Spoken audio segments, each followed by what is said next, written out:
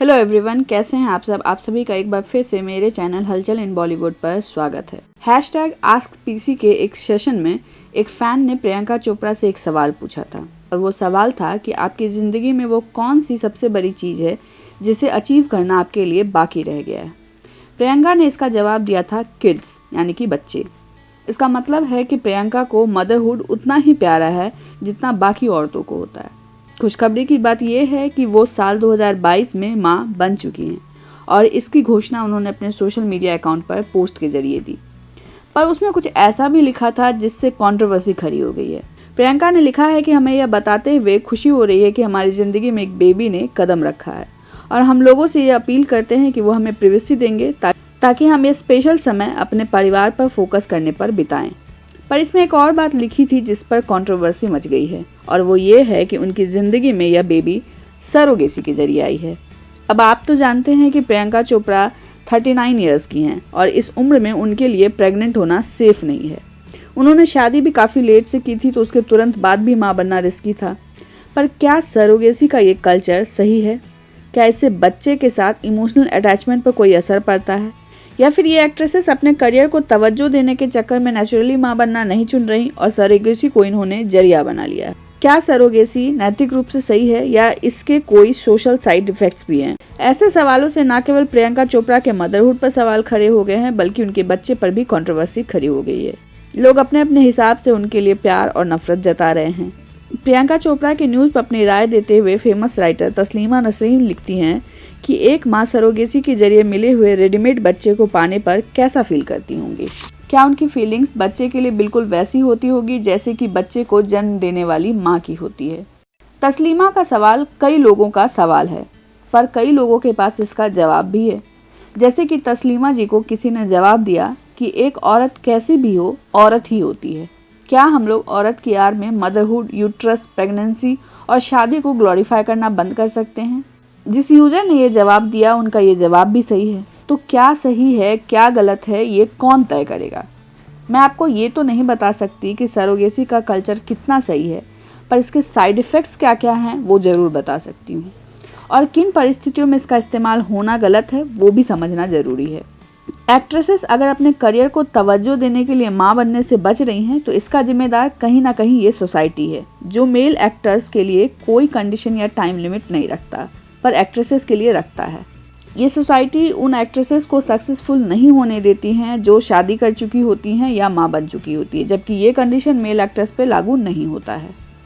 इस तरह का दबाव ही कहीं ना कहीं एक्ट्रेसेस को शादी करने और माँ बनने की उम्र को और डिले करने का बढ़ावा देता है। लेकिन शाहरुख खान, आमिर खान जैसे स्टार्स ने अपने बच्चों के होते हुए इस प्रोसेस को चुना, ये गलत लगता है। सरोगेसी भले ही बच्चे पाने वाले पेरेंट्स को इमोशनली इन्फ्लुएंस ना करता हो, पर उस लड़की को करता है जो कोख उधार देती है।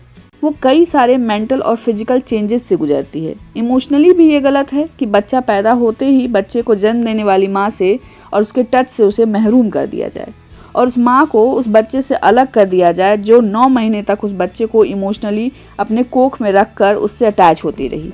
हम इतने सेंसिटिव तो गायों को भी लेकर हैं। सरोगेसी को अगर बढ़ावा मिलता है तो ये एक व्यापार बन जाएगा और माँ बनना एक करियर अपॉर्चुनिटी हो सकता है। लड़कियों की खरीद बिक्री भी शुरू हो जाए इसके लिए।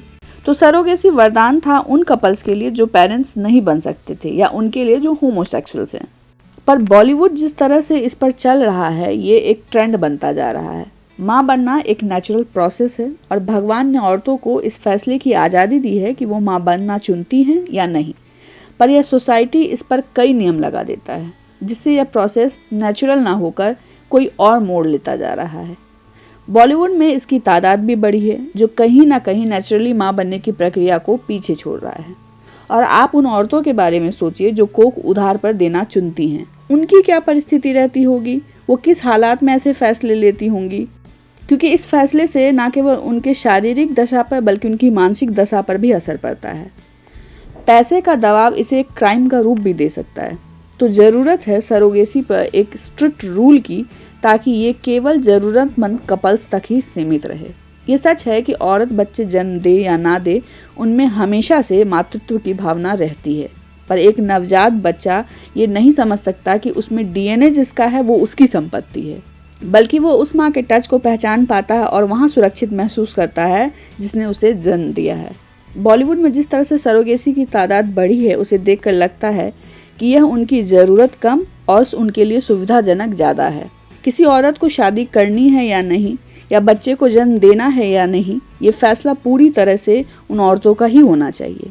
लेकिन अगर उन्होंने अपने ग्रोथ के लिए या अपने फ़ायदे के लिए वो वक्त और अपॉर्चुनिटी गंवा दिया है, तो उन्हें इसके कॉन्सिक्वेंसेस के लिए भी तैयार रहना चाहिए। जिस यूजर ने ये लिखा कि हम मदरहुड से अलग औरतों को भी देखें, तो उनका ये कहना भी सही है। मदरहुड ही औरतों को डिफाइन नहीं करता है, पर बच्चों को केवल माँ ही डिफाइन करती है। तो बच्चे को आपकी महत्वाकांक्षा से दूर रखा जाए, यही बेहतर होगा। आज के लिए बस इतना ही। मैं कोशिश कर रही थी कि इस वीडियो में मैं आपके लिए दोनों पक्षों को रख सकूं। अब आप प्लीज़ कमेंट करके मुझे बताएं कि आपकी इस पर क्या राय है। अगर आपको ये वीडियो पसंद आता है तो इसे लाइक और शेयर करें, चैनल को सब्सक्राइब करना ना भूलें और सेफ रहें। Thank you so much.